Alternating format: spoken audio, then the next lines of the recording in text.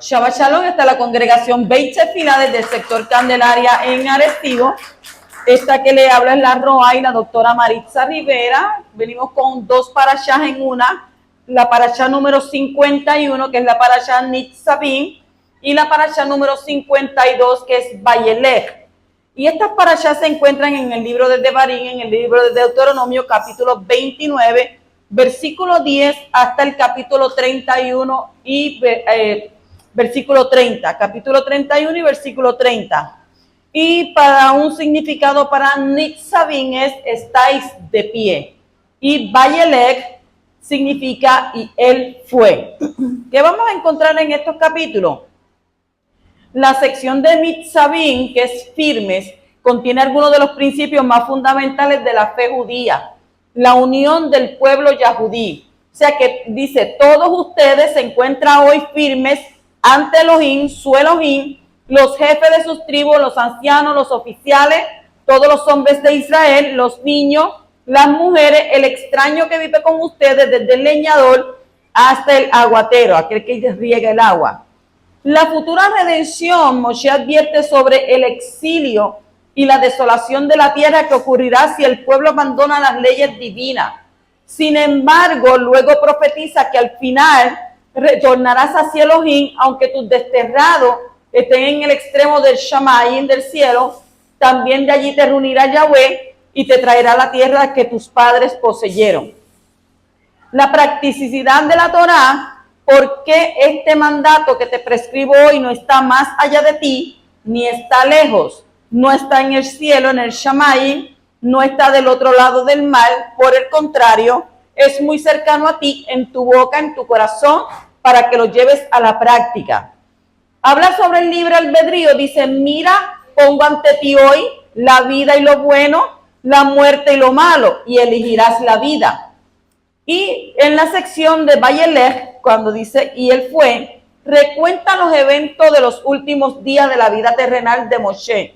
Él dijo, tengo 120 años hoy, dice Moshe al pueblo, y no puedo salir y entrar más. O sea que Moshe transfiere entonces el liderazgo a Yehoshua y escribe o concluye la escritura de la Torá en un rollo que deja en manos de quién, de los Levín, para ser guardado en el arca del pacto.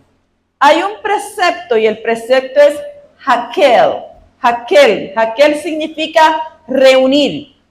Este es dado cada 7 años durante la fiesta de Sukkot. Del primer año del siglo de la Shemitah. Shemitah es año sabático y todo el pueblo de Israel, hombres, mujeres y niños, debe reunirse en el Mishkan, en el templo de Jerusalén, donde el rey debe de leer la Torá frente a ellos.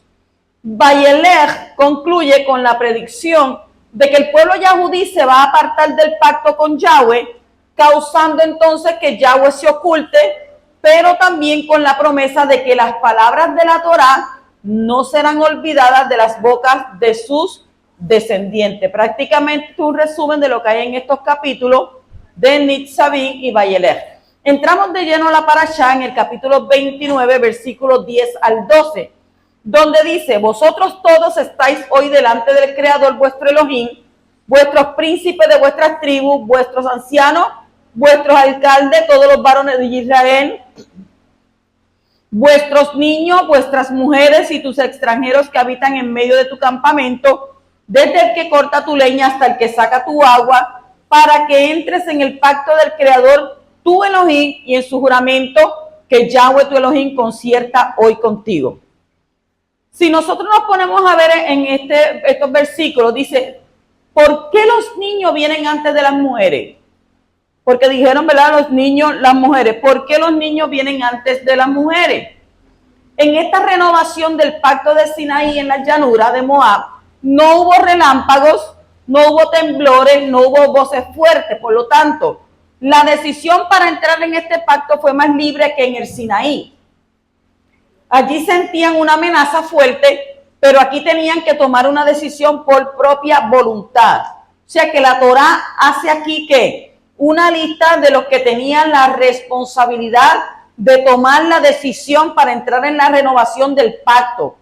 Los más distinguidos son mencionados ¿qué? Primero, y los menos distinguidos los mencionan al final. Entonces, lo que me llama la atención es que los niños son mencionados antes que las mujeres. Y tenemos que decir, ¿por qué? ¿Por qué no son las mujeres las que instruyen y apoyan a sus hijos para que sean fieles a Yahweh guardando sus mandamientos? No dice la Torá que los niños tienen que honrar a sus madres. ¿Cómo es que ahora ya pone a los hijos como más distinguidos que las mujeres? Como hemos dicho antes, cuando la Torá hace este tipo de distinciones entre grupos de personas, no se trata de que algunos tengan más valor como seres humanos que otros. Todos tienen el mismo valor, pero no todos tienen el mismo papel. Y eso es lo que tenemos que entender. Hay jerarquía. Pero no es una madre más distinguida que su hijo que ha parido y criado. Porque mucha gente se lo va a preguntar. Pues claro que sí lo es. Y especialmente porque ha hecho una obra tan maravillosa como madre. Pero en este texto nos encontramos en una situación muy específica donde dice que todo el pueblo nativo junto con todos los conversos estén de pie delante del Creador para tomar la decisión de entrar en el pacto para renovarlo. Y en ese contexto los hijos varones que son menores de 20 años tienen mayor responsabilidad que sus madres para tomar esa decisión. Y en este texto la Torá pone sobre los dirigentes del pueblo la mayor responsabilidad para cumplir las obligaciones ante el Creador. Luego vienen los varones, inclusive los niños varones, y luego vienen las mujeres, y después los conversos y los siervos, ¿ves? Por jerarquía. Entonces los varones fueron creados para servir como coanín, y sus mujeres han sido creadas para ser ayuda idónea para que ellos puedan cumplir bien esa tarea delante de Yahweh. El varón tiene más responsabilidad que la mujer, pero el varón necesita a la mujer para poder cumplir su tarea delante del Creador. Según Eclesiastés, ¿verdad? Capítulo 4, versículo 9 al 12, nos dice que dos se calientan más que uno. Uno le da frío, pero dos se calientan más que uno. Entonces, las mujeres que entienden bien su papel de ayudar a los hombres en su responsabilidad, no solamente son importantes, sino que son necesarias para que haya un equilibrio en la familia y en la sociedad. Así que este texto no discrimina a la mujer, solo levanta al hombre y lo coloca en el lugar de su mayor responsabilidad ante el Creador de cumplir con el pacto.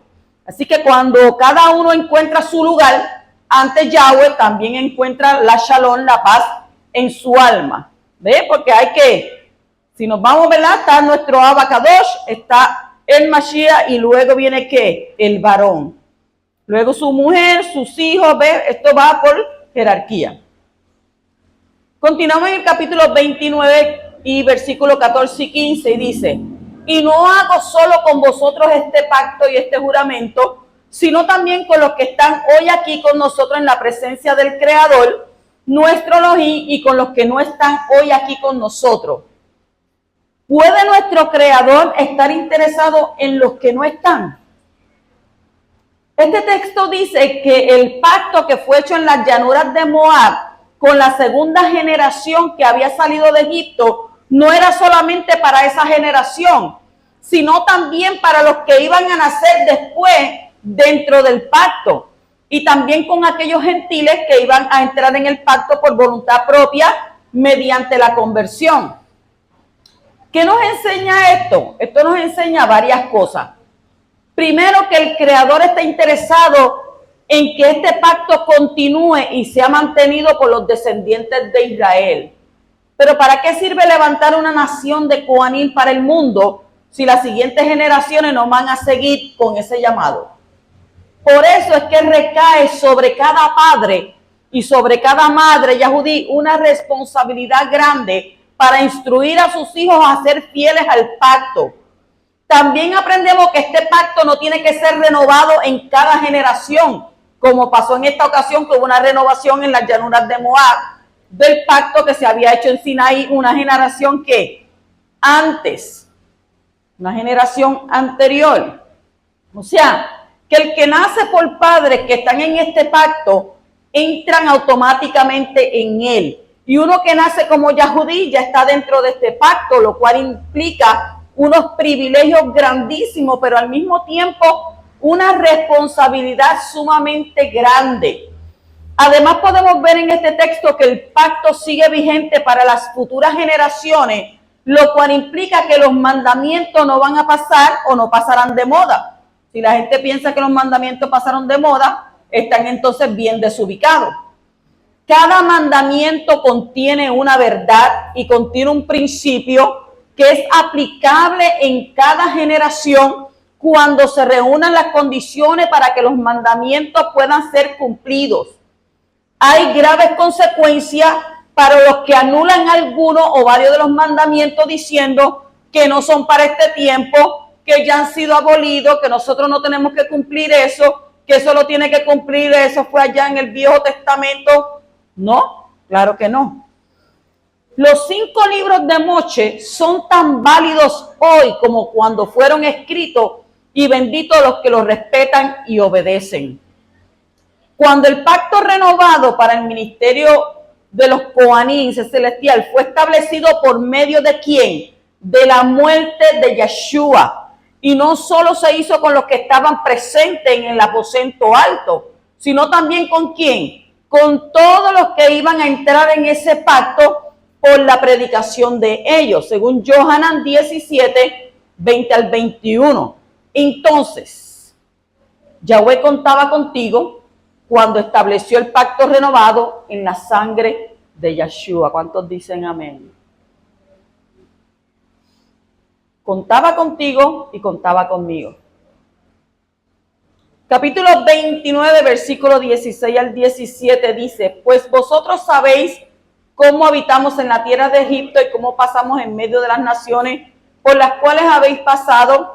Además habéis visto sus abominaciones y los ídolos de madera, ídolos de piedra, de plata, de oro que tenían con ellos. ¿Cómo es posible vivir en el mundo sin ser del mundo?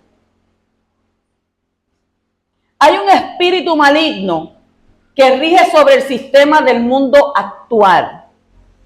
Y Shaul, Pablo, lo llama el espíritu del mundo. Y es contrario al espíritu que viene de Yahweh, según 1 Corintios, capítulo 2, versículo 12. El espíritu del mundo es el que intenta seducir a los hombres a buscar y satisfacer sus propios placeres, desconectado del Todopoderoso y en desobediencia a sus normas. El que ama el espíritu del mundo se vuelve enemigo de Yahweh, como está escrito en el libro de Santiago de Jacob, capítulo 4, versículo 4, que dice: oh almas adúlteras, ¿no sabéis que la amistad del mundo es enemistad hacia Elohim? Por tanto, el que quiere ser amigo del mundo se constituye en enemigo de Yahweh. O sea que nosotros no podemos escoger lo mejor de los dos mundos. Ay, a mí me gusta servir a Yahweh, pero me gustan las cositas que hay allá. Y pues ya más o menos las voy a dejar. No, porque te constituye ¿qué? En enemigo de Abba. Cuando uno hace algo, lo hace ¿qué? Radical. Entonces, en 1 Yohanan 2, 15 al 17 también nos dice: no améis al mundo ni las cosas que están en el mundo. Si alguno ama el mundo, el amor del Padre no está en él. Porque todo lo que hay en el mundo, la pasión de la carne, la pasión de los ojos y la arrogancia de la vida, no proviene del Padre, sino ¿de dónde? Del mundo. Y el mundo pasa, y también dice que sus pasiones, pero el que hace la voluntad de Yahweh permanece para siempre. O sea que los hijos de Israel habían vivido cientos de años en Egipto y habían experimentado los efectos de la idolatría que regía allí. Y aunque muchos de ellos habían resistido ese sistema religioso, habían tenido que sentir el ambiente producido por ese culto a los espíritus malignos disfrazados de dioses falsos. Sin embargo, no todos los hijos de Israel resistieron ese espíritu del mundo y no fueron liberados de Egipto. Solo los que no querían someterse a ese sistema y solo los que finalmente respondieron al llamado del profeta, obedeciendo las órdenes divinas para poder salir, fueron los que pudieron ser liberados. Los que salieron habían vivido en el mundo, pero no eran del mundo. Luego pasaron por varias naciones y vieron todos esos dioses falsos que son llamados abominaciones. O sea que el culto a esos dioses pertenecía ¿a quién? Al mismo espíritu del mundo que existía en Egipto y era contrario al espíritu del Creador. O sea que en esta ley ya los hijos de Israel fueron advertidos muy severamente contra ese espíritu y todos los efectos de él para no ser engañados a participar de esa idolatría, apartándose del Creador y quebrantando así el pacto. O sea que el pueblo escogido ha sido puesto en el mundo, pero no es de este mundo. Cada vez que el pueblo ha querido someterse al espíritu del mundo, ha venido ¿qué? La maldición sobre ellos. Y cada vez que abandonan a Yahweh en sus corazones y buscan las cosas de este mundo, vienen guerras contra ellos. Los que se han vuelto a Yahweh en arrepentimiento y han dicho no al espíritu del mundo, han podido seguir llevando la antorcha ¿de qué? De la emuná, de la fe, hasta nuestros días. Y lo harán hasta que el espíritu del mundo sea quitado de esta tierra, como está escrito en Zacarías, capítulo 13, versículo 2, y dice: y sucederá aquel día, declara el Creador de los ejércitos, que eliminaré de la tierra los nombres de los ídolos y nunca más serán recordados. También yo quitaré de la tierra a los profetas y al espíritu inmundo. O sea que nuestro gran rabino oraba a Yahweh de esta manera antes de salir de este mundo. Y dijo: ya no estoy en el mundo, dijo Mashiach, pero ellos sí están en el mundo y yo voy a ti. Padre Kadosh, guárdalos en tu nombre, el nombre que me has dado para que sean uno, así como nosotros. Yo les he dado tu palabra y el mundo los ha odiado, porque no son del mundo, como tampoco yo soy del mundo. No te ruego que los saques del mundo, sino que los guardes del maligno. Ellos no son del mundo, como tampoco yo soy del mundo. Yohanan 17, 11 y 14 al 16. O sea que el pueblo que sabe vivir en el mundo, sin ser del mundo, tanto de entre los yahudí como de entre las naciones, son los que gobernarán sobre el mundo venidero. Usted sabe que estamos en este mundo, pero la palabra nos dice a nosotros que no somos de este mundo, que en este mundo nosotros somos peregrinos y extranjeros. ¿Por qué? Porque nuestra nacionalidad no pertenece a esta tierra, a este mundo.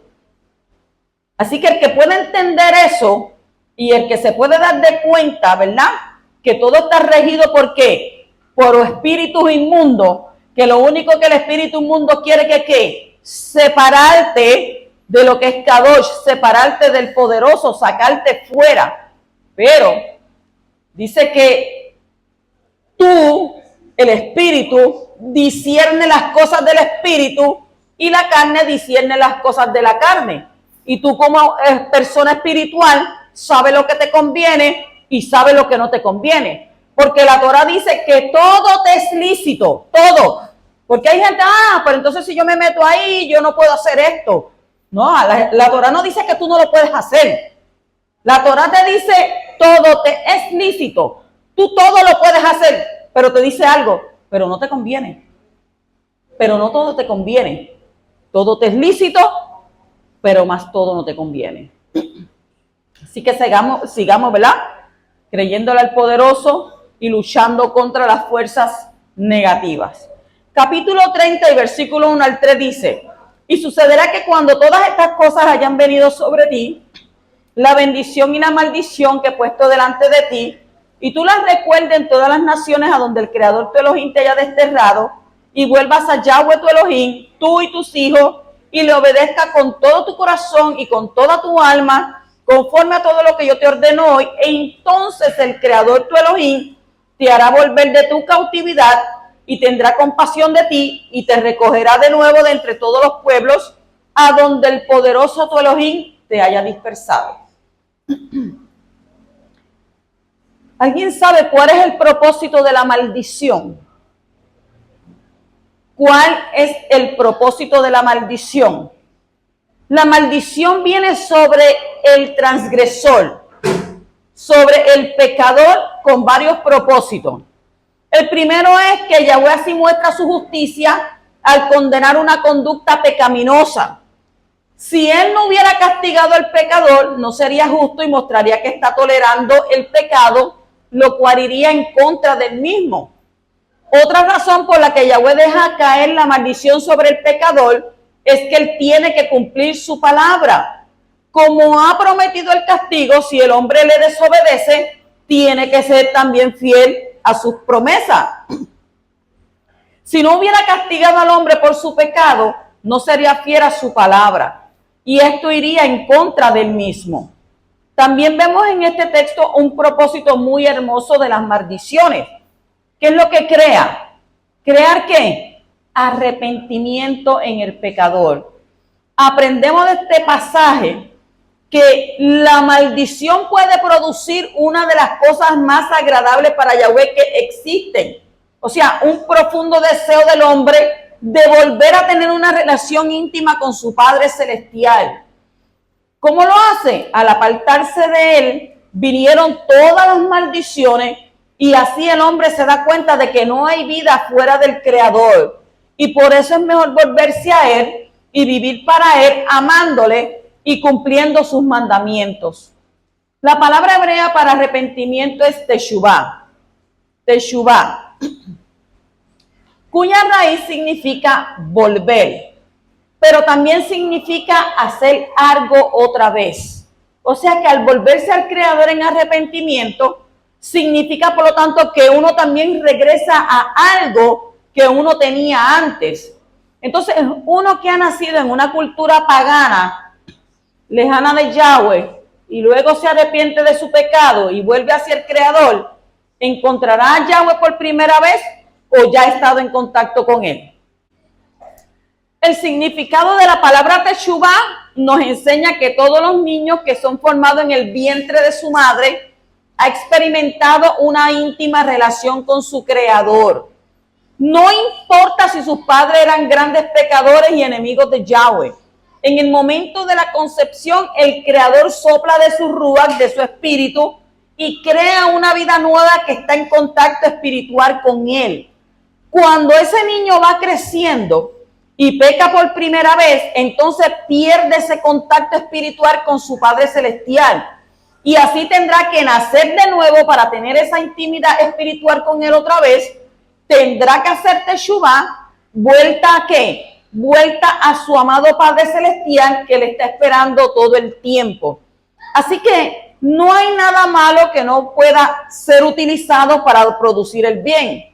Y bendito sea el Creador que ha creado las maldiciones para hacer volver a los pecadores a la vida y que ellos puedan tener ¿qué? Arrepentimiento, hacer teshuvah. En el capítulo 30, versículo 7 dice, el Creador tu Elohim pondrá todas estas maldiciones sobre los enemigos y sobre los aborrecedores que te persiguieron. No hay una razón para odiar a los judíos. Muchos odian a los judíos porque consideran que son pecadores y por eso merecedores de todas esas maldiciones que están escritas en la Torá.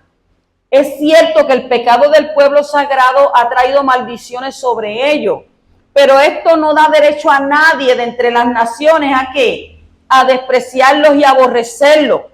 El Creador no pronunció estas maldiciones sobre su pueblo por odio, sino por amor. Entonces este texto dice que las mismas maldiciones que caen sobre los judíos por su desobediencia van a caer también sobre los que aborrecen a los judíos. Y de eso tenemos, ¿verdad?, muchos ejemplos. Los que fueron instrumentos para ejecutar la ira y las maldiciones del Creador sobre el pueblo judío por sus pecados van a ser objeto de todas esas maldiciones. Entonces, ¿cómo es posible que los que cumplieron la voluntad de Yahweh sean castigados por ello? Porque no lo hicieron con una actitud correcta. Ellos persiguieron a los yahudí por odio y esto atrae la maldición. Y por eso ten cuidado con tu actitud. ¿Por qué? Porque el odio crea mentira que a su vez crean ¿qué? Más odio. Nosotros a veces no podemos juzgar a las personas por su apariencia. Un pobre que usted piensa que es pobre puede ser un rico. Y uno que se cree que es rico y usted lo ve por su vestimenta es un pobre. O sea, usted no puede juzgar por la apariencia. Y usted no puede decir, ay, esa persona no me agrada porque mira cómo está vestida, porque mira cómo se ve. No, usted no puede hacer eso. Eso es lo que usted piensa de esa persona. Entonces eso es usted creando una autopercepción, ¿verdad? De lo que usted está viendo. Y a veces hay que, como dice la Escritura, nosotros vemos, pero vemos a través ¿qué? De un cristal, pero se ve ¿qué? Un velo, hay un velo. Usted no puede pensar así de esa manera. No se puede juzgar por las apariencias. Entonces, hay los que leen la Escritura y por eso quieren amar a Israel. Pero al mismo tiempo están escuchando las noticias, los informes de los enemigos de Israel a través de los medios de comunicación de sus países y así creen en las mentiras que son vomitadas sobre el mundo acerca de Israel y de su ejército. Entonces, ¿cómo es que los que dicen que aman a Israel al mismo tiempo lo critican por hechos que ellos consideran injusticias y malignas, cuando en la gran mayoría de las veces no han sido bien informados acerca de los verdaderos sucesos? Eso lo vemos hoy en día. Estas personas, ¿verdad?, que se metieron en el mes de octubre del año pasado, entiendo fue, ¿verdad? Mataron mujeres embarazadas, mataron niños, mataron personas. Entonces hoy Israel está tratando de hacer justicia con lo que pasó y la gente los anda criticando. Entonces, ¿cómo es posible? Aún creyentes que dicen que creen en el poderoso, que esto. ¿Usted ha visto los milagros que Abba ha hecho? Le han enviado misiles y los misiles mismos, mira, ellos reviran para donde el que los envió. Pues eso quiere decir que hay ángeles guerreros peleando a favor de Israel. Entonces, cuando uno está bien informado, se da cuenta que el ejército de Israel es el más compasivo que hay en el mundo. ¿Cómo uno puede decir que es amigo de Israel cuando hace caso a los enemigos de los judíos y del Estado de Israel y no escucha la versión de Israel de lo que está pasando en el Medio Oriente? ¿No debería un amigo haber preguntado a su amigo acerca de lo que pasó en lugar de hacer caso a su enemigo y criticar a su amigo por lo que dicen los enemigos? ¿Crees más en la versión de tu amigo o en la de tus enemigos? O tal vez no quisiste escuchar la versión de tu amigo, entonces será verdaderamente tu amigo. No creas en las noticias mentirosas creadas por los antisemitas y los antisionistas para que no seas contaminado por el mismo odio que ha creado esas mentiras y para que no te alcancen las maldiciones de la Torá. Busca las noticias internas, no las de los de afuera, para que así, ¿verdad?, puedas creer lo que está haciendo el pueblo de Israel. Así que Yahweh nos guarde de todo mal, bendito el poderoso. Capítulo 30, versículo 11 al 14. Este mandamiento que yo te ordeno hoy no es muy difícil para ti, ni está fuera de tu alcance. No está en el cielo para que digas quién subirá por nosotros al cielo para traérnoslos y hacérnoslos oír a fin de que lo guardemos. Ni está más allá del mar para que diga quién cruzará el mar por nosotros para traérnoslos y para hacérnoslos oír a fin de que lo guardemos. Pues la palabra está muy cerca de ti, en tu boca y en tu corazón, para que la guardes. ¿Hay alguna excusa para no obedecer? ¿Hay alguna excusa para no obedecer? O sea que con estas palabras, Yahweh quiere enseñarnos varias cosas. Una de ellas es que no hay excusa para no obedecerlo. Siempre hay un argumento de la mala inclinación en nosotros que dice que es demasiado complicado hacer lo que el Creador nos manda. Entonces, estas palabras dicen que no. O sea, es cierto que muchos de los mandamientos requieren nuestro esfuerzo físico y otros requieren una fe inamovible. Pero la persona que se entrega a Yahweh con un corazón dispuesto a obedecerle, cueste lo que cueste, tiene la posibilidad de cumplir lo que el Creador manda, según Lucas 1:6. O sea que cuando uno se equivoca y falla, tiene el recurso del perdón que Yahweh ha provisto. ¿Para qué? Para que se levante y siga adelante en el camino de la obediencia. Nadie es perfecto para no fallar, pero eso no significa que no debe de seguir intentándolo. Aunque un niño caiga, él va aprendiendo a caminar. Él no se queda en el suelo desanimado, sino que ¿qué hace? Se levanta e intenta de nuevo hasta aprender a caminar bien. Entonces, uno que ha aprendido a caminar normalmente no cae.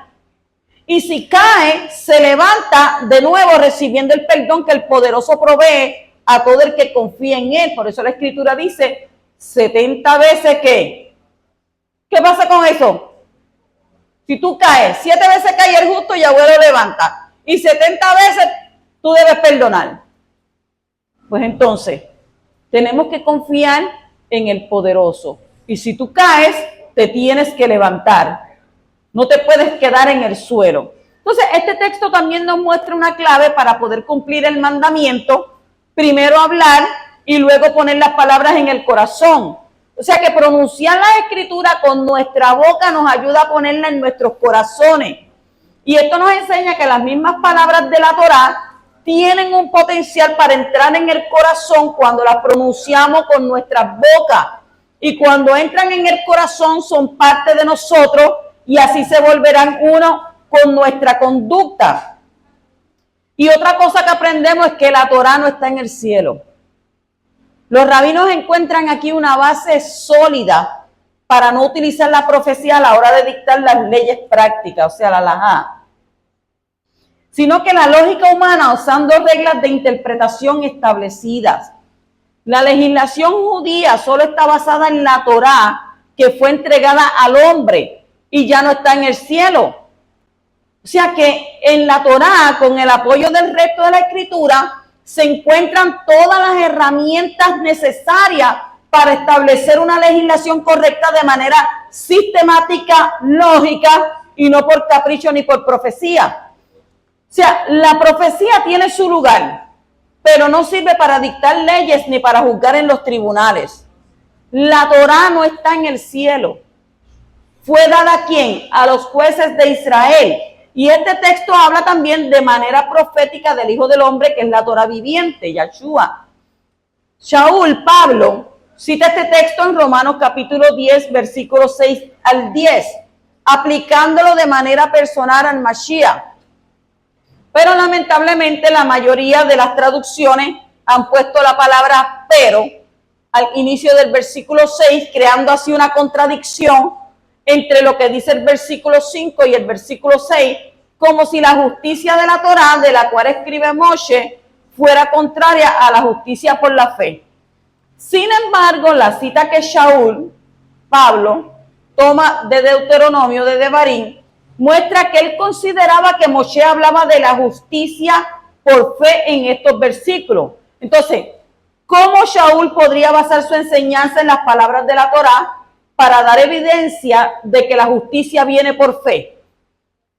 Lo que Shaul está enseñando en Romanos 10 es que la Torá es el medio para llegar al Mashiach y que el que obedece la Torá de la manera correcta encontrará al Mashiach. O sea que él no solamente está en la Torá, él es ¿qué? Él es la Torá. O sea que la Torá, por lo tanto, enseña que la justicia es algo alcanzable por el hombre. ¿Por medio de qué? De la emuná, por medio de la fe, mediante la aceptación del mandamiento enviado del Shamayim, enviado del cielo.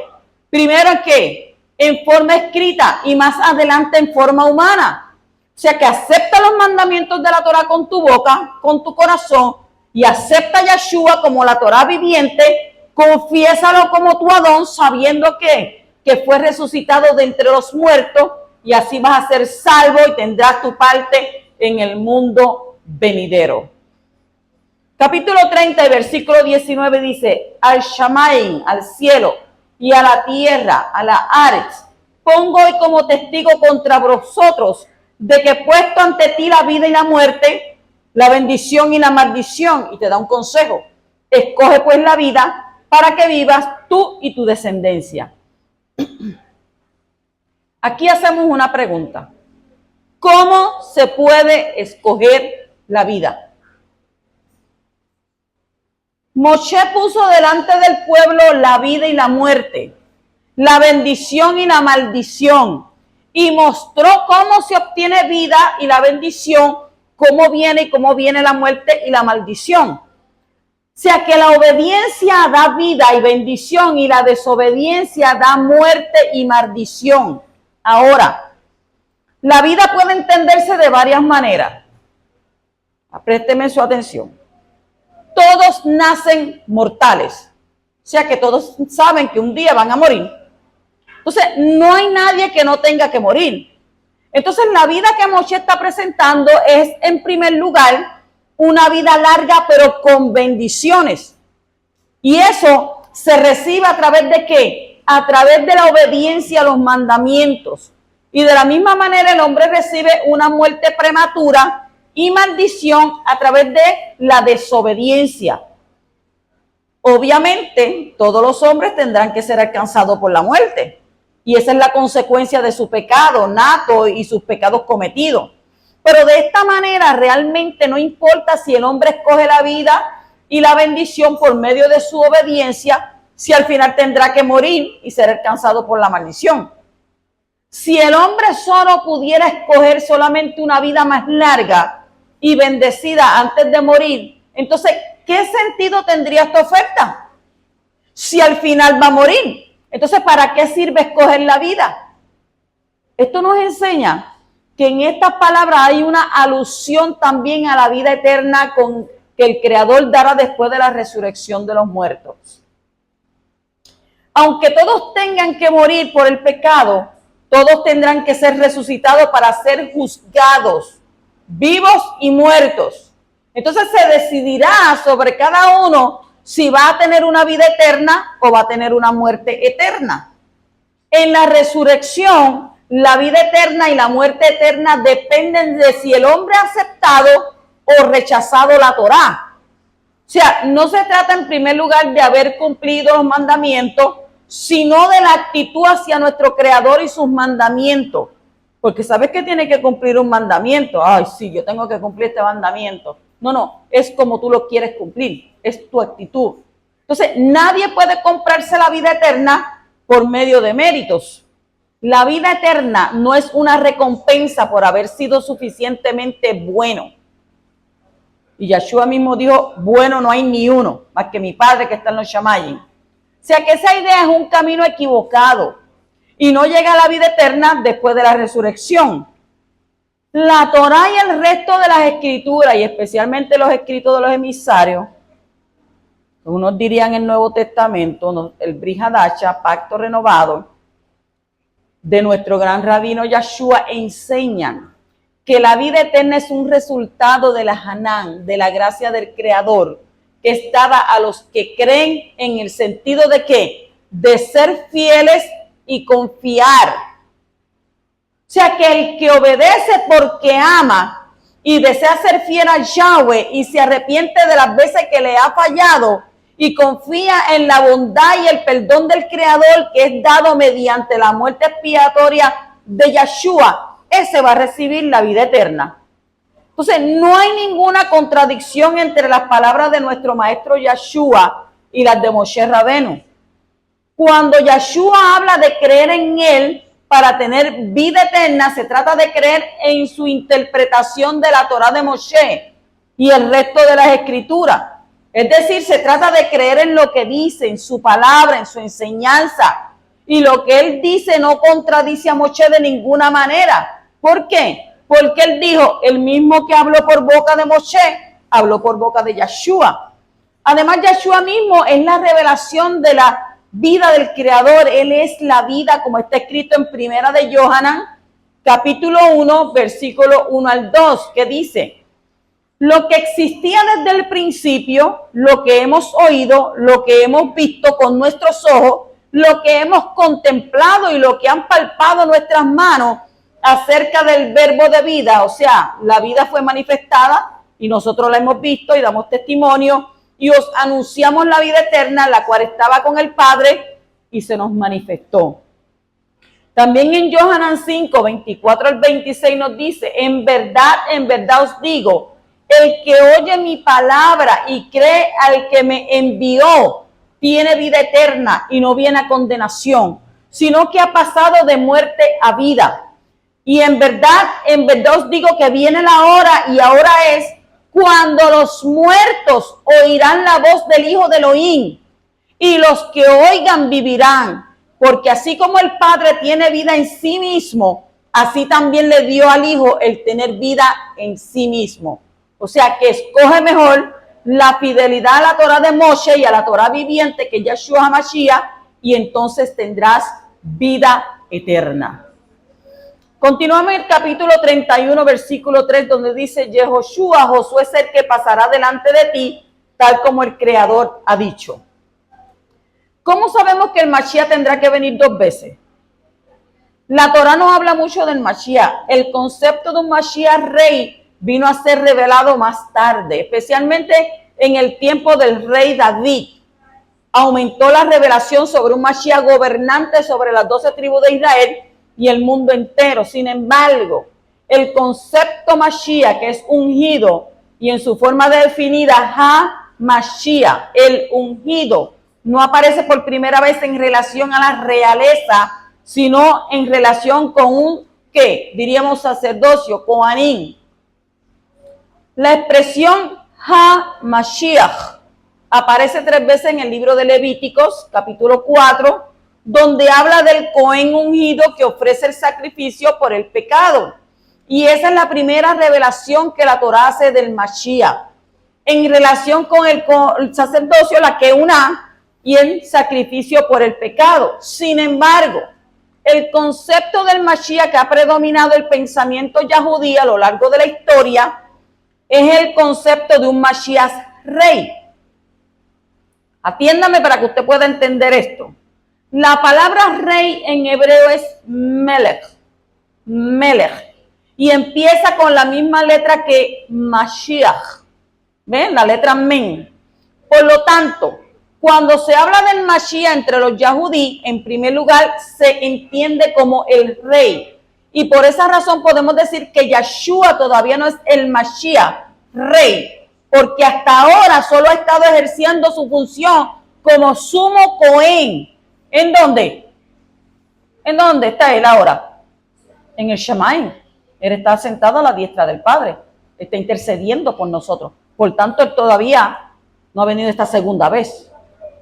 ¿Ustedes entienden eso? O sea que todavía no se ha sentado como rey en el trono de David. ¿Lo dice la Torah o no lo dice?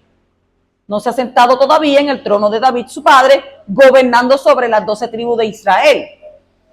Cuando los escritos mesiánicos, ¿cuáles son los escritos mesiánicos? El Brit Hadasha, el Pacto Renovado, el Nuevo Testamento, como otros le dirían. Cuando los escritos mesiánicos dicen que él es el Mashiach, lo hacen en primer lugar en relación con su ministerio como Cohen celestial. Y en segundo lugar, como el que ha sido designado por el Creador para ser el Mashiach rey en el futuro. Porque tiene que acontecer muchas cosas antes de que él vuelva por segunda vez, ¿verdad que sí? Un Mashiach que no ha sido reconocido por los dirigentes de su pueblo no puede ejercer su función como Mashiach. Y en ese sentido, repito, en ese sentido, Yeshua todavía no es el Mashiach porque todavía no es rey en Israel. ¿Todos entienden eso? Como el concepto yahudí predominante del Mashiach tiene que ver con la realeza y la restauración del reino de Israel, los discípulos de Yeshua no podían entender a su maestro cuando habló de su necesidad de morir y de resucitar. Ni los que andaban con él lo creían.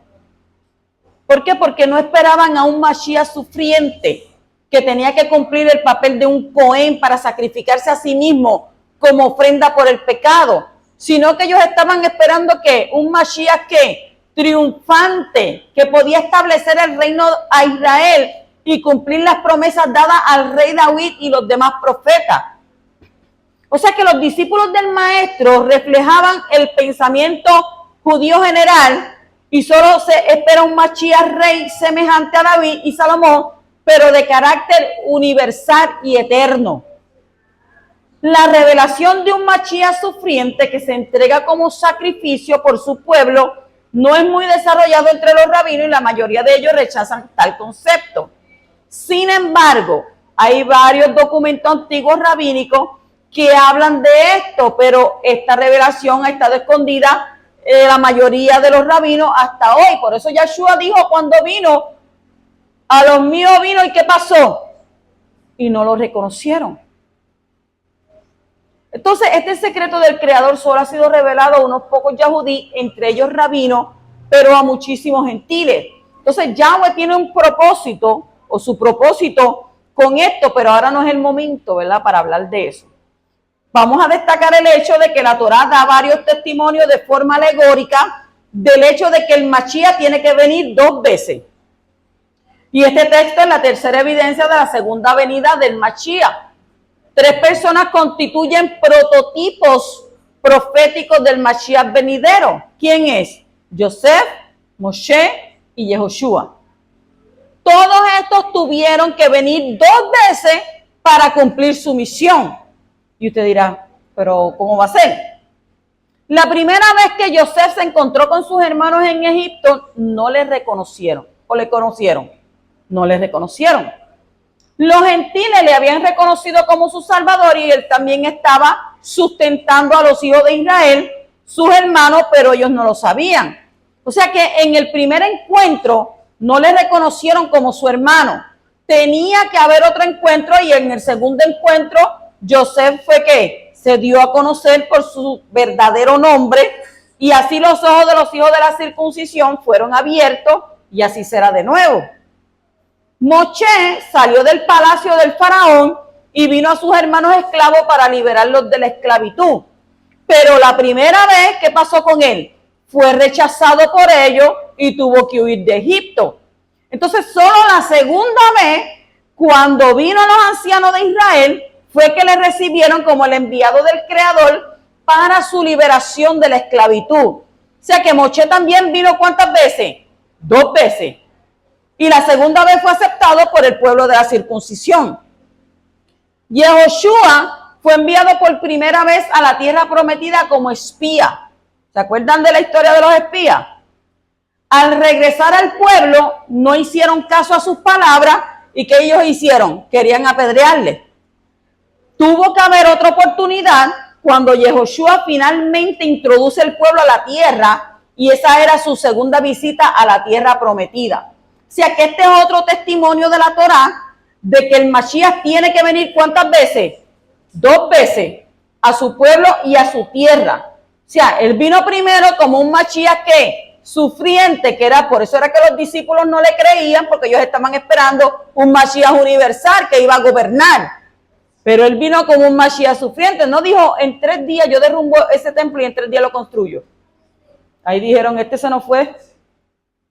Mire que 3 días, eso ha durado más de 40 años en construirlo. Y él dice que en 3 días lo va a levantar.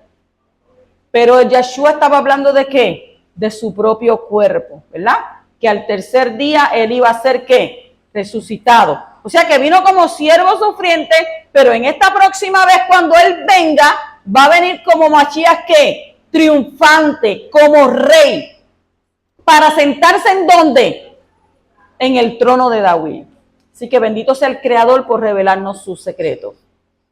Capítulo 31 y versículo 6 dice, sed firmes, no temáis ni os aterroricéis ante ello, porque el Creador tu Elohim es el que va contigo, no te dejará ni te desamparará. Y yo tomo esas palabras para mí, porque Él no nos desampara. Dice que Él no desampara ¿qué? La obra de sus manos. Entonces, ¿cuándo el Creador va con nosotros? ¿Cuándo? En este versículo la Torá va pasando del plural al singular. Todos saben, si cogieron clases de español, saben lo que es singular y plural, ¿verdad? Roa, yo entré a la clase, pero yo nunca escuché a la maestra. Es más, yo no sé si será mi maestra. Como yo vivía en la Lalandia. Pues vamos a explicar eso. La Torá va pasando del plural al singular cuando habla del pueblo. Primero dice que sed firmes y valientes, no temáis ni os aterroricéis ante ellos. O sea, en plural. Porque son ¿qué? Muchos. Luego dice, tu Elohim es el que va contigo. No te dejará ni te desamparará. ¿En qué? En singular. Porque él solo es el que va a ir al frente de ti. Entonces, no está escrito, vuestro Elohim es el que va con vosotros, no os dejará ni os desamparará, sino hablando al pueblo como uno solo. Entonces, esto nos enseña que la promesa de la presencia divina en la guerra depende de la unidad del pueblo. Por un lado, uno tiene que esforzarse para ser firme y valiente, para no temer, para no aterrorizarse ante los poderosos enemigos, pensando en que el Creador está presente. Pero por otro lado, la presencia de Yahweh no está prometida a la pluralidad del pueblo, sino ¿para qué? Para su unidad. Y por eso cada uno también tiene que esforzarse para estar unido y mantenerse unido con sus compañeros. Si el pueblo estuviera dividido, la presencia del Creador no podría estar con él. ¿Por qué? Porque Yahweh es el que va contigo. ¿Va qué? Siempre contigo dice, y no con vosotros. O sea, que el mismo principio se ve en el capítulo 20, donde habla de la preparación ante una guerra. En el capítulo 24, el Cohen dice al pueblo, Yahweh es el que va con vosotros. En plural. O sea que Yahweh estaba ¿qué? Incluido en ese pueblo. Pues ahí se pone en plural.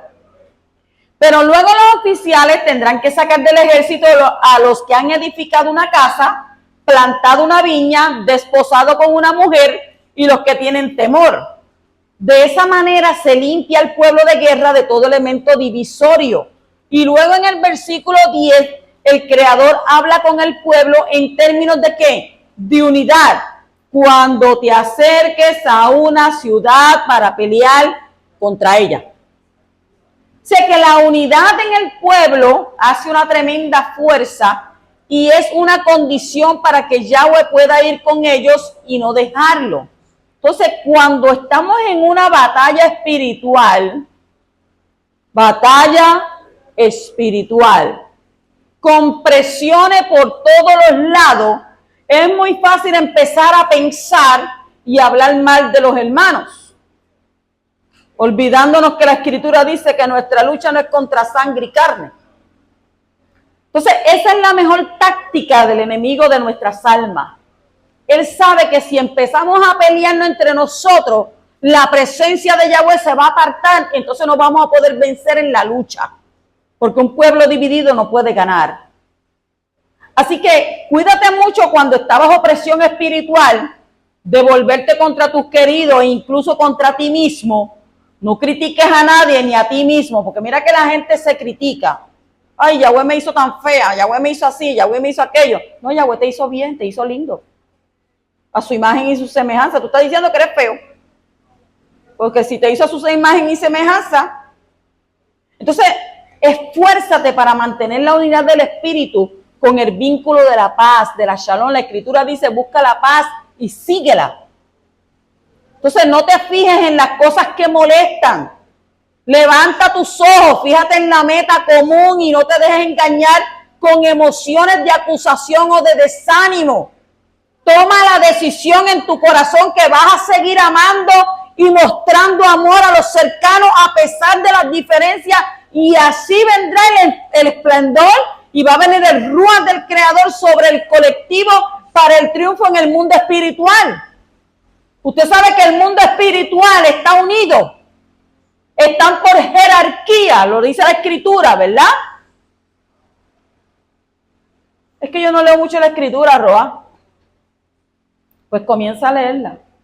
Porque cuando tú comienzas a leer la Torá, todo texto que tú lees se va llegando a tu corazón. Por eso dice que escribirás la escritura, la Torá, en tu corazón. Entonces dice Yohanan capítulo 17, versículos 22 al 23. El esplendor que me diste les he dado para que sean uno, así como nosotros somos uno, y yo en ellos y tú en mí, para que sean perfeccionados en unidad, para que el mundo sepa que tú me enviaste y que los amaste tal como me has amado a mí. También en 1 Corintios 1:10 nos dice, os ruego, hermanos, por el nombre de nuestro Adón Yahshua el ungido, que todos, no algunos, que todos os pongáis de acuerdo y que no haya división entre vosotros, sino que estéis enteramente unidos en un mismo sentir y en un mismo parecer. Ay, Roa, pero es que eso es tan difícil. Pues vayamos a Colosenses 3, 12 al 14. Entonces, como escogido de Elohim, Kadosh y amados, revestido de tierna compasión, bondad, humildad, mansedumbre y paciencia. Sí, pues yo no tengo ni para inglés ni matemática. Pero ahí dice que te tiene que revestir de paciencia. Soportándonos, dice ahí, unos a otros y perdonándonos unos a otros. Si alguno tiene queja contra otro, como el ungido os perdonó, así también hacedlo vosotros. Y sobre todas estas cosas, vestidos de amor, que es el vínculo de la unidad. No, es que yo me acuerdo que aquel me hizo esto hace 7 años. No, que yo me acuerdo que hace 10 años aquel me hizo aquello otro. Oye, ¿por qué vas a vivir con ese rencor, con con ese veneno? Porque eso sería como un cáncer. Tú tienes que perdonar, tú tienes que soltar, tú tienes que olvidarte. Tú tienes que pensar que a Yahshua le hicieron más. Y aun cuando le hicieron a Yahshua, le arrancaron las barbas, le escupieron, lo arrastraron, le pusieron una corona de espinas, le hicieron con todo. Bueno, ¿qué no le dijeron? ¿Qué cosas terribles le hicieron a Yahshua? Y aún lo clavaron, lo colgaron en un madero.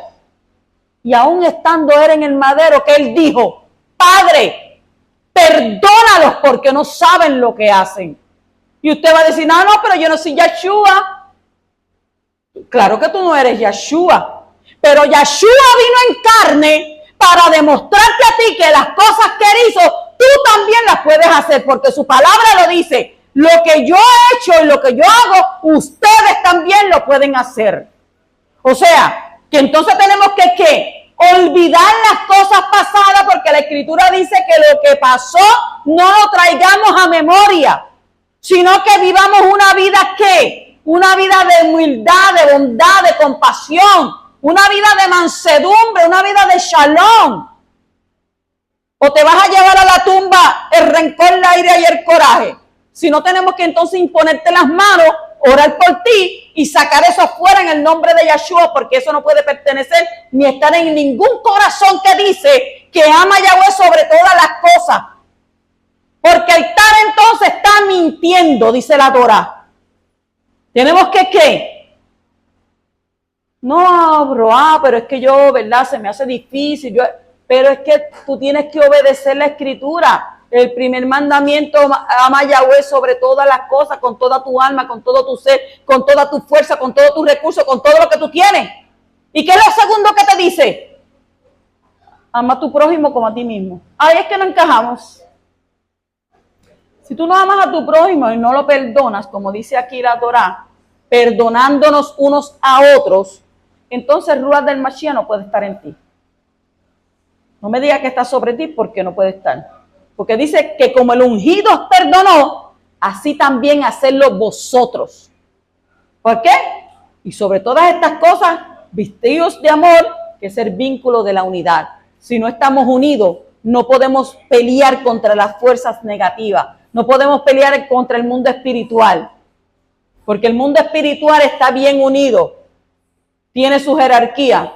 Principados, potestades, gobernadores, huestes demoníacas de maldad en las regiones celestes, espíritus que salen de los cuerpos y caminan por lugares secos, buscando un cuerpo donde meterse.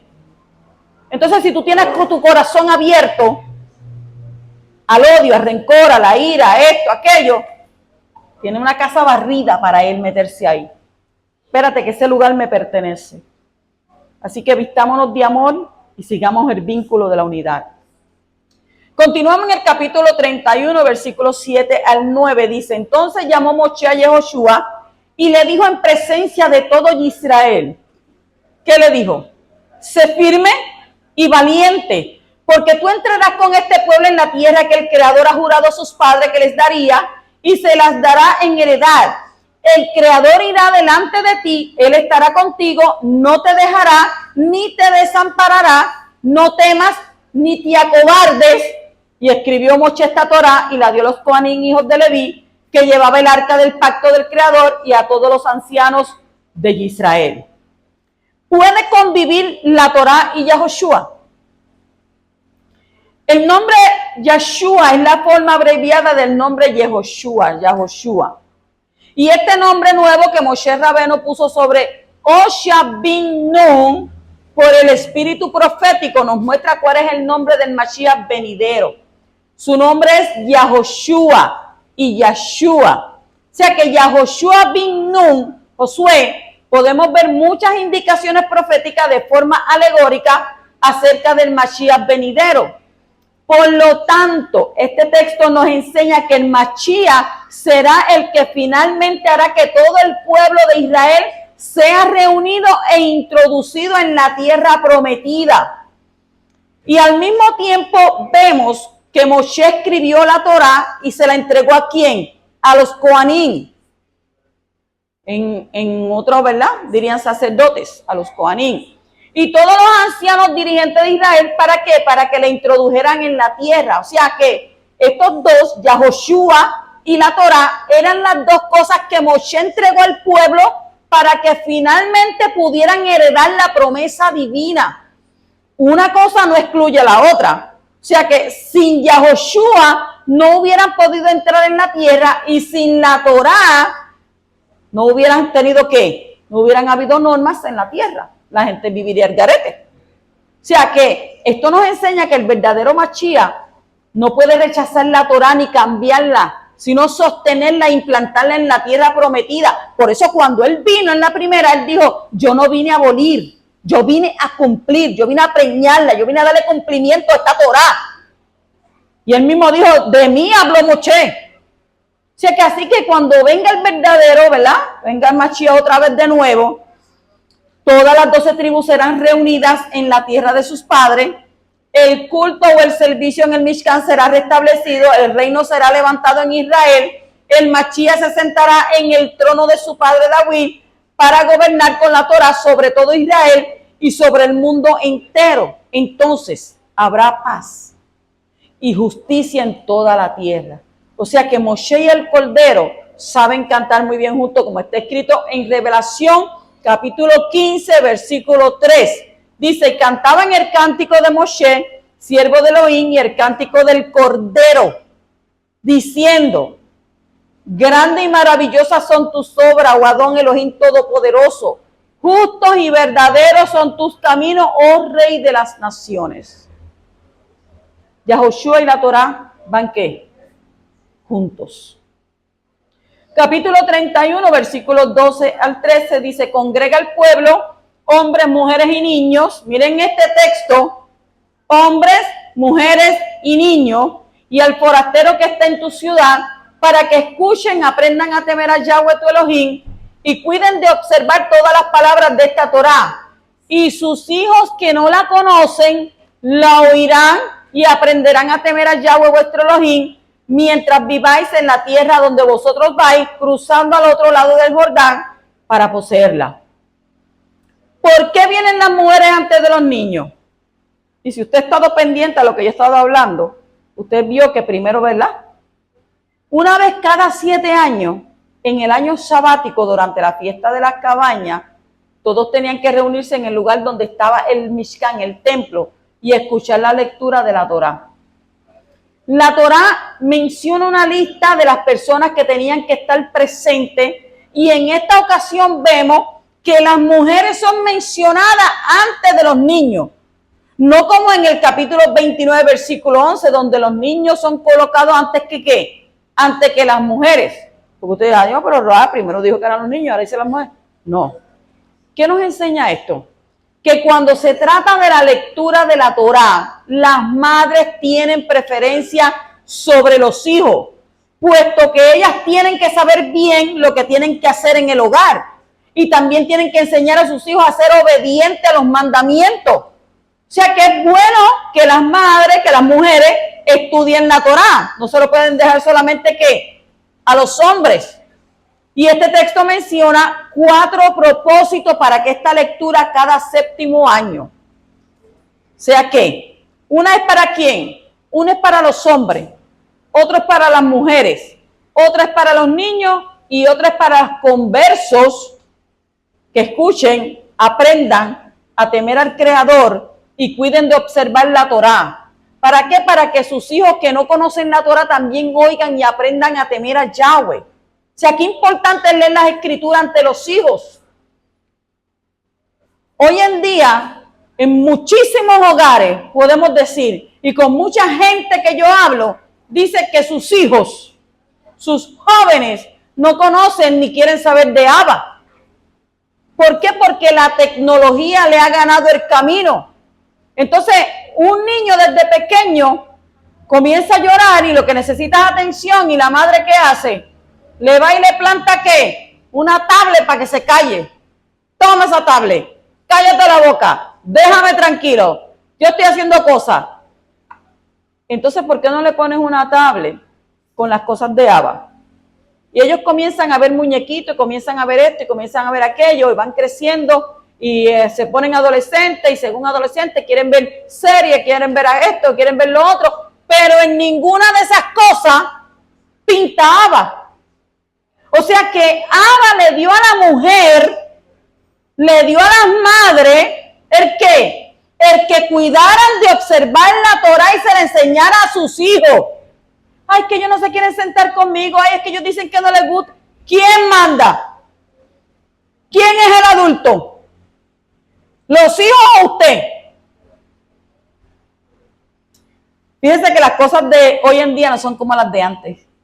Hoy en día los padres agajaban la correa, agajaban el chuzo, agajaban una tabla, agajaban lo que tuvieran y te metían 4 macetazos por el hueco de la espalda. ¿Y tú qué tenías que hacer? ¿Ah? Y esos fueron los más decentes que salieron. A menos que fuera uno, ¿verdad? Que ya tenía 7 demonios, ya ese lo perdimos. Pero antes había respeto. Antes, yo me acuerdo que antes cuando llegaba su padre, yo me tenía que arrodillar, besarle la mano y decirle bendición. Los hijos hoy en día se levantan por la mañana, ni la bendición te piden. Cada uno en su mundo, en su lugar, lo que corren para la tablet, para el teléfono, para esto, y el padre y la madre pasaron desapercibidos.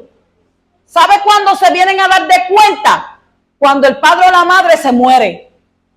¿Por qué? Porque no tiene quien les cocine, no tienen quien les lave, no tienen que estén ahí pendientes. Mira el uniforme, mira muchacho, el bulto, mira nene esto, mira aquello. Y con todo, hay tanto que tú fastidias. Hay tanto que tú chavas. Porque los hijos de hoy en día son así. O sea, no hay respeto. Pero la Escritura nos dice a nosotras las mujeres que tenemos que comenzar a enseñarle a sus hijos. Porque dice, instruye al niño en su camino y aun cuando fuere viejo no se apartará de ellos. Y no es así. Por eso dice la Torá que en estos últimos tiempos los hijos se pondrán en contra de los padres y los padres contra hijos. ¿Verdad que sí? Y eso no hay que ir al mundo europeo, eso lo vemos aquí en esta isla. Vemos cómo los hijos tratan a los padres, cómo tratan a las madres, cómo quieren hacer lo que ellos les da la gana. Entonces, es importante leer las escrituras ante los hijos. Si tienes ocasión de ello, lee algunos versículos de las escrituras todos los días a oído de tus hijos. Y debemos de leer también la parashá, la porción de la semana con nuestros hijos y explicársela para que todos entiendan y comiencen a ¿qué? A temerle a Yahweh. No vean las cosas como un fastidio, sino que teman al Creador. Capítulo 31 y versículo 14 dice: Entonces dijo el Creador a Moshe, aquí el tiempo de tu muerte está cerca. llama a Yehoshua y presentaos en la tienda de reunión para que yo le dé mis órdenes. Fueron pues Moshe y Yehoshua y se presentaron en la tienda de reunión. ¿Estás listo cuando te llame el jefe?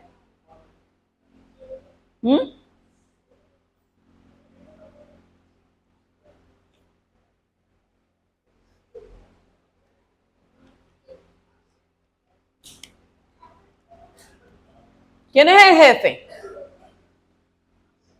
Yahweh Sebaot. Entonces yo te pregunto, ¿estás listo cuando te llama el jefe? Cuando el Creador da una orden para presentarse, hay que dejar todo lo que uno está haciendo y en ese momento y responder al llamado. O sea que en ningún lugar de la Torah está escrito que Moshe estaba ocupado con otras cosas cuando el Creador lo llamó y por eso le hizo esperar. O sea que en el momento de recibir el llamado, respondió dejando todo lo que estaba haciendo. O sea que lo mismo pasó con Yehoshua. La Torah no habla de lo que Yehoshua estaba haciendo en el momento cuando Moshe lo llamó para presentarse ante el Creador. No le dijo, no, pero de Moshe, yo, tú sabes, estoy haciendo aquí unas tortitas. Cuando yo termine mis tortas, entonces yo voy. No, él no fue así tan malcriado como Corá, ¿verdad? Corá dijo, no, yo no voy a subir, yo no voy para allá. Él no fue así. Entonces tampoco dice que no podía venir o que no estaba preparado y que iba a ir más tarde. O sea que en el momento de la orden hay una respuesta inmediata. Y así son los siervos fieles de Yahweh, que no demoran con su obediencia. Así que cuando el Creador te llame a hacer algo, no te demores. Inmediatamente ve. Capítulo 31 y versículo 20 dice, porque cuando yo los introduzca en la tierra que emana leche y miel, la cual juré a sus padres, y ellos coman y se sacien y prosperen, se volverán a otros dioses y los servirán, y me despreciarán y quebrantarán, ¿qué? Mi pacto. ¿Para qué afanarse por la prosperidad económica? ¿Para qué? Hay una ola moderna que ha estado pasando por todo el mundo durante las últimas décadas, y esa es la ola del mensaje de la prosperidad. Este mensaje se está introduciendo por todas partes y muchos predicadores se han especializado en hablar de este tema y no faltan los que se han enriquecido a costa de las ofrendas de los sinceros y de los inocentes que creen en ese mensaje. Como la mayoría de las personas en el mundo tiene necesidades, tiene dificultades económicas, este mensaje de la prosperidad es atractiva para las masas. Tú traes 100 y te van a dar 200. O sea, presentan fórmulas y trucos para enriquecerse y se hablan de las promesas de Yahweh para las finanzas. Se predica que tener un buen título, ganar dinero, eso es lo máximo en la vida. Y el que tiene bien es considerado como favorecido por el Creador y muchas cosas que le dicen a la gente. O sea, no voy a entrar en la discusión si este mensaje es bueno o malo, si está basado en la verdad o no, en la mentira. Solo quiero hacer una advertencia partiendo de esta escritura de la Torá. Si el corazón del hombre no está entregado a Yahweh y si la persona no se ha rendido ante él, las tentaciones que vienen cuando llega la prosperidad económica son demasiado fuertes y la persona corre el peligro de perder su alma eternamente. Por eso hay tantas advertencias en las escrituras en contra de los peligros de la riqueza y la fama. Porque el dinero cambia a la gente. Si usted no es humilde, si usted no tiene un corazón dedicado al poderoso, usted va a cambiar. Se va a volver una persona fría. Se va a volver una persona que no le importa, ¿verdad?, la vida de nadie. Ay, mira que está, no, a mí no me interesa. Yo tengo lo mío y lo mío nadie me lo quita y yo no voy a darle a aquel ni voy a darle a este otro. No. La gente se vuelve frívola, se vuelve fría de corazón. Entonces preguntémonos, ¿por qué quiero tener prosperidad económica? ¿Por qué deseo la abundancia? Si tengo problemas con la fidelidad, ahora que tengo poco, Entonces, ¿cómo voy a creer que podré ser fiel cuando tenga mucho? Si teniendo poco, casi no te congregas, teniendo poco, casi no quieres ayudar, no quieres diezmar, no quieres ofrendar, no quieres hacer nada de eso, imagínate cuando tengas mucho. Hay un dicho por ahí que dice que al pájaro ponzoñudo se le da ala, ¿verdad que sí? Entonces, Abba dice, si tú en lo poco me eres fiel, en lo poco, pues yo en lo mucho te pondré. Sí, es una promesa. Pero primero, antes de decirte que te va a poner en lo mucho, te está pidiendo que seas, ¿qué? Fiel. ¿Usted cree que Abba no conoce el corazón de nosotros? ¿Usted cree que Abba no sabe lo que más adelante usted va a hacer? Él lo sabe. Porque su espíritu está dentro de nosotros. No nos dio Él el aliento de vida. Nos sopló y te dio aliento de vida. Entonces, no busquen la prosperidad económica. Busca el amor puro, la fidelidad, el temor a Abba, la integridad, la humildad, la vida íntima con el Creador que se vive, ¿verdad?, en lo secreto, la llenura del Espíritu, la obediencia a los mandamientos, la sinceridad en lo más profundo del corazón, la responsabilidad para ayudar, preocuparse por los demás y que la voluntad del Creador se haga en todo. Si aprendes esto, Yahweh no va a tener ningún problema para hacerte rico en bienes. Porque vemos muchos ejemplos, ¿verdad? Vemos a Abraham, vemos a Jacob, vemos a José. Pero si no le agrada hacerlo a la gente, por las razones que sean, no busque la prosperidad económica. No corra detrás de los predicadores de prosperidad.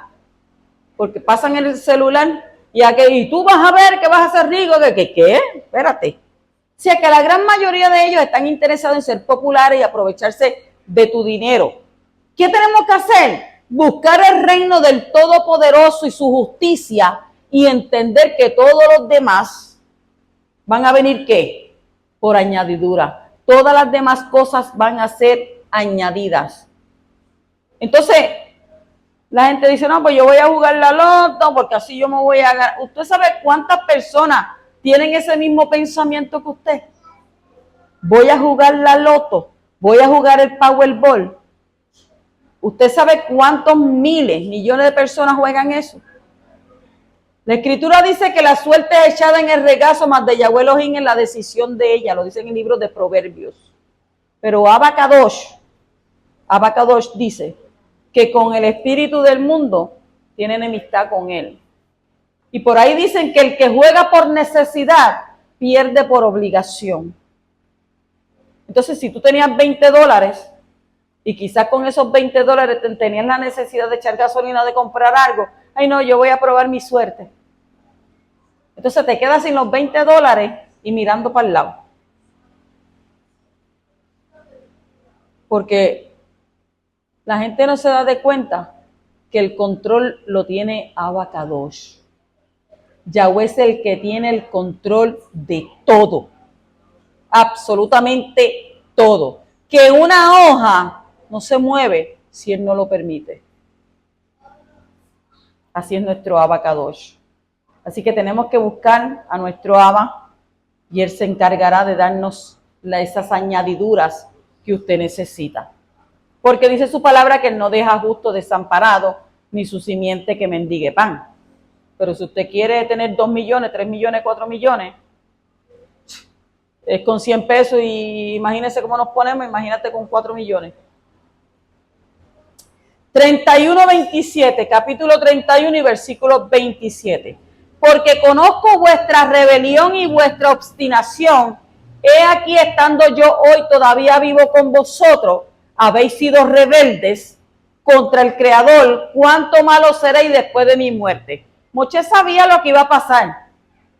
¿Sabes? No tenía que ser un medium, él no tenía que ser, ¿verdad? Un taratatata para saber lo que iba a pasar. Entonces, ¿conocemos la primera regla de interpretación? En este versículo hay un ejemplo de lo que llegó a ser la primera regla de interpretación de la Torá, llamada Kal Va Homer. Kal Va Homer. Simple y complejo, o ligero y pesado. Entonces, esta regla extrae de un argumento simple otro argumento con mayor peso. Moshe dijo que a pesar de que él estaba presente en el pueblo, ellos habían sido rebeldes, habían sido obstinados. Y de este hecho se deduce con Kal Vajomer, que yo dije que era que simple y complejo, o ligero y pesado, que cuando Moshe no estaba presente iban a tener ¿qué? Más razones para ser rebeldes y obstinados. Ah, espérate, que este viejo no está aquí ahora molestando, pues yo voy a hacer lo que yo quiero. Este tipo de deducción lógica es muy común en toda la escritura. Vamos a hablar sobre esa regla para que usted se la aprenda. La regla de Kal Vajomer se podría expresar de la siguiente manera. Si A es así en relación con B, entonces lo será mucho más o menos en relación con C. Entonces, vamos a ver algunos ejemplos de cómo se ha utilizado este tipo de argumento en las escrituras. Segunda de Reyes, capítulo 5, versículo 13, ¿qué dice? Pero sus siervos se le acercaron y le hablaron diciendo, Padre mío, si el profeta te hubiera dicho que hicieras alguna gran cosa, no la hubieras hecho. ¿Cuánto más cuando te dice, lávate y quedarás limpio? Proverbios 15:11 dice, el Sheol y el Abadón están delante del Creador, cuánto más los corazones de los hombres. Jeremías 12:5 dice, si corriste con los de a pie y te cansaron, ¿cómo pues vas a competir con los caballos? ¿Están entendiendo? Ezequiel 15:5 dice, si cuando estaba intacta no se utilizaba para nada, cuanto menos cuando la haya consumido el fuego y esté quemada, ¿se podrá hacer aún algo de ella? Segunda de Crónicas, capítulo 6:18 dice, pero morará verdaderamente Elohim con los hombres en la tierra. He aquí, los cielos y los cielos de los cielos no te pueden contener, cuanto menos esta casa que yo he edificado. Y seguimos en Segunda de Crónicas 33:15. Ahora pues, no dejéis que Ezequías os engañe y os extravíe en esta forma, y no creáis en él, porque ningún Dios de ninguna nación ni reino pudo librar a su pueblo de mi mano ni de la mano de mis padres, mucho menos los librará de mi mano vuestro Elohim. Entonces, nuestro gran maestro Yeshua muchas veces usaba el principio de Kal Vajomer en sus discursos. He aquí unos ejemplos de eso. Mateo 6:26, Matitillahu. Mirad las aves del cielo que no siembran ni ciegan ni recogen en graneros, y sin embargo vuestro Padre Celestial las alimenta. ¿No sois vosotros de mucho más valor que ellas? Sigue diciendo Yeshua en Lucas 11:13. Pues si vosotros siendo malos sabéis dar buenas dádivas a vuestros hijos, ¿cuánto más vuestro Padre Celestial dará el Ruach HaKodesh a los que se lo pidan? Y en Matitillahu 12:11-12 también dice, y él les dijo, ¿qué hombre habrá de vosotros que tenga una sola oveja? Si ésta se le cae en un hoyo un día de reposo, no le echa mano y la saca. Pues cuánto más vale un hombre que una oveja. Por tanto, es lícito hacer bien en el día de reposo. Matitillah 12:11-12. Por tanto, dice en Lucas 16:11-12, si no habéis sido fieles con el uso de las riquezas injustas, ¿quién os confiará las riquezas verdaderas? Y si no habéis sido fieles en el uso de lo ajeno, ¿quién os dará lo que es vuestro? Las cartas de Shaul contienen muchísimos argumentos extraídos de la regla de Kal Vajomer. He aquí algunos ejemplos también. En Romanos 5:10 dice, porque si cuando éramos enemigos fuimos reconciliados con Elohim por la muerte de su Hijo, mucho más habiendo sido reconciliados, seremos salvos por su vida. Y en Romanos 11:12, 15 y 24 también nos dice, y si su transgresión es riqueza para el mundo y su fracaso es riqueza para los gentiles, ¿cuánto más será su plenitud? Porque si el excluirlos a ellos es la reconciliación del mundo, ¿qué será su admisión sino vida de entre los muertos? Porque si tú fuiste cortado de lo que por naturaleza es un olivo silvestre y contra lo que es natural fuiste injertado en un olivo cultivado, ¿cuánto más estos que son las ramas naturales serán injertados en su propio olivo? En 1 Corintios 6:3 nos dice, ¿no sabéis que hemos de juzgar a los malak? ¿Cuánto más asunto de esta vida? En 1 Corintios 9:12 nos dice, si otros tienen este derecho sobre vosotros, ¿no lo tenemos aún más nosotros? O sea que la carta a los hebreos también contiene varios casos de Kal Vajomer. Hebreos 9, 13 al 14 nos dice: porque si la sangre de los machos cabríos y de los toros y la ceniza de la becerra rociada sobre los que se han contaminado separan o santifican para la purificación de la carne, cuánto más la sangre del ungido, el cual por el Ruach del Eterno, del Poderoso, se ofreció a sí mismo sin mancha a Elohim, purificará vuestra conciencia de obras muertas para servir al Elohim vivo. En Hebreos 12:25 nos dice: mirad que no rechacéis al que habla, porque si aquellos no escaparon cuando rechazaron al que les amonestó sobre la tierra, mucho menos escaparemos nosotros si nos apartamos de aquel que nos amonesta desde el Shamaim. O sea, aprende a utilizar esta regla en tu vida y te será muy útil para sacar conclusiones correctas. Por ejemplo, si el hombre necesita comer y beber todos los días para mantener su cuerpo sano, ¿cuánto más necesitará orar y leer las escrituras todos los días para mantener su vida espiritual en orden? Si no te entregaste al Creador cuando estabas en problemas, ¿cuánto menos lo harás cuando tengas prosperidad en este mundo? Si cuidas tu mente de pensar mal de alguien, ¿cuánto más vas a cuidar tu lengua para no hablar mal? Si no enseñaste a tu hijo de la obediencia en sus primeros 3 años de vida, ¿cómo crees que te va a obedecer ahora que está en la adolescencia? Si no paras bien en el Shabbat, ¿cómo crees que vas a tener fuerza para el resto de la semana? Y si tenías una vida espiritual rica antes de celebrar la fiesta del Creador, ¿cuánto más rica lo será ahora que la celebras? Shabbat Shalom.